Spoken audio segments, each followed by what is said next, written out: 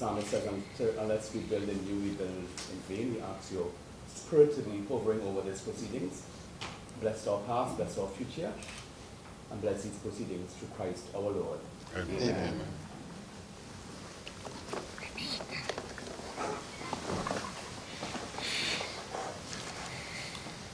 So I don't know what I should say.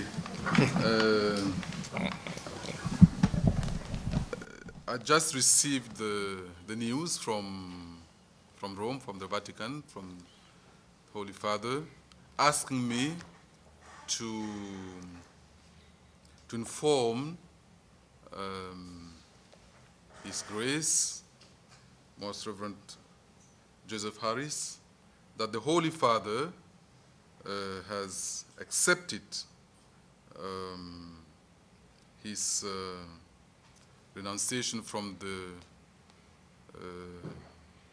the pastoral charge of the Archdiocese of Port of Spain, and at the same time to inform His Grace, Most Reverend Charles Jason Gordon, that the Holy Father has appointed him new Archbishop of the Archdiocese of Port of Spain, and at the same time, Apostolic Administrator of Bridgetown, because you know that once he is appointed here, that means the Diocese of Bridgetown is, with what we say, vacant, no bishop, but it needs still to be carried on. So the Holy Father is asking also at the same time. It might not be easy, but that's what the Holy Father is asking you. And also asking His Grace to still, let's say, govern this archdiocese until the new Archbishop is officially installed in his see in the Cathedral of Port of Spain. Well, maybe they will tell you what they think about this date. But so shortly, that's what I was asked to inform the authorities of the Church, Catholic Church here in Port of Spain. So I congratulate the new Archbishop, and of course, I thank the Archbishop Harris for his faithful service to the Church here in Port of Spain. Well, I know that there has been a lot of concern and speculation about my retirement, and people have been wondering when my resignation would be accepted. Well, it has been accepted, thanks be to God. Since I handed in my resignation at the age of 75, the Archdiocese has been praying that God would appoint the bishop that we need at this time to carry on the work of the Archdiocese. So the Holy Father has made his decision and has appointed Bishop Gordon here, who knows the Archdiocese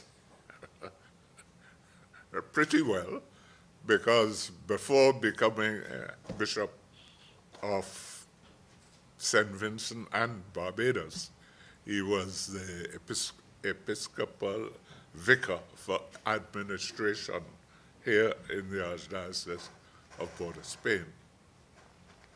So that he knows the Archdiocese and knows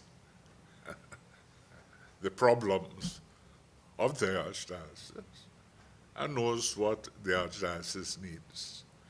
So I ask everybody to continue, or to, if you haven't been praying for him yet, to start praying for him. Thank you.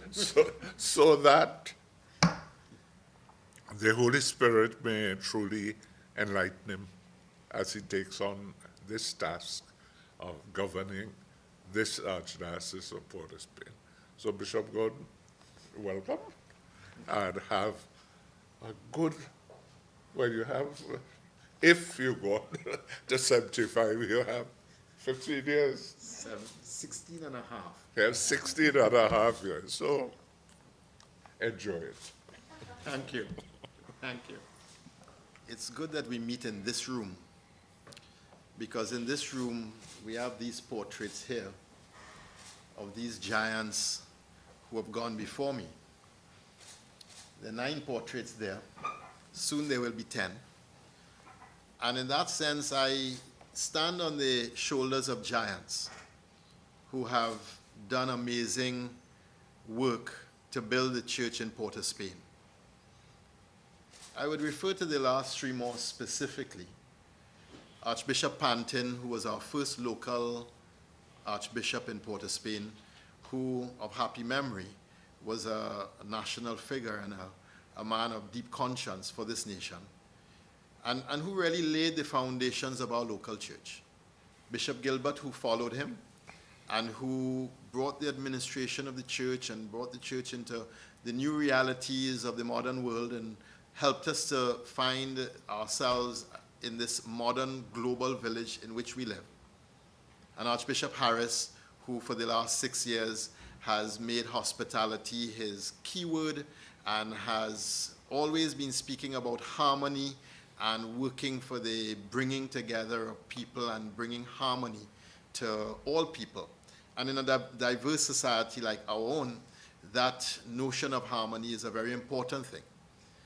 And so I stand on these shoulders, and I pray that with their legacy in front of me or behind me, that I would be able to contribute as they have to the building up of the church here in Trinidad and Tobago and in the region, and that I would find the ways, the support, the strength to do whatever God is asking for our church in this time.